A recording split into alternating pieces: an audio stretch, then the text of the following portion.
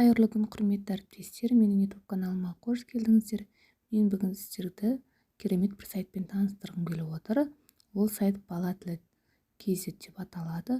Бұл сайт бірінші сынып оқушылары үшін өте қызықты. Бұнда әліппе, санамақ сөздерді табуға болады. Сөйлем, сөз тіркесі, сергіту сәті деген сияқты. Ұстаздар үшін таптырмас сайт. Осы бірінші беттегі кез келген неге кірсек, сергіту сәтіне, осының ішінде бірнеше сергіту сәті бар. Мына жерде бояп үйренейік, жазып үйренейік. Осының ішіндегі жазып үйренейікті бассақ, толығырақ дегенді бассаңыздар, ішінен мынадай сандар шығады.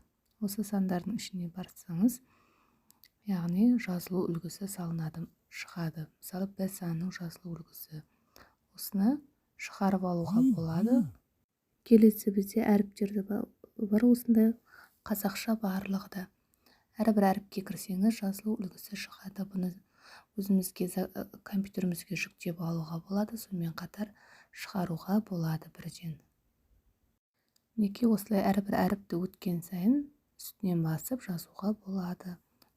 Оқушыларға таратып беруге өте жақсы. Сонымен қатар мынадай бояп үйренуге арналған суреттер де бар. Ішіне бассаңыз сурет шығады, яғни оны да біздер компьютерімізге жүктеп немесе бірден шығарып алуға болады. Неке осындай ішінде қызықты тапсырмалар бар.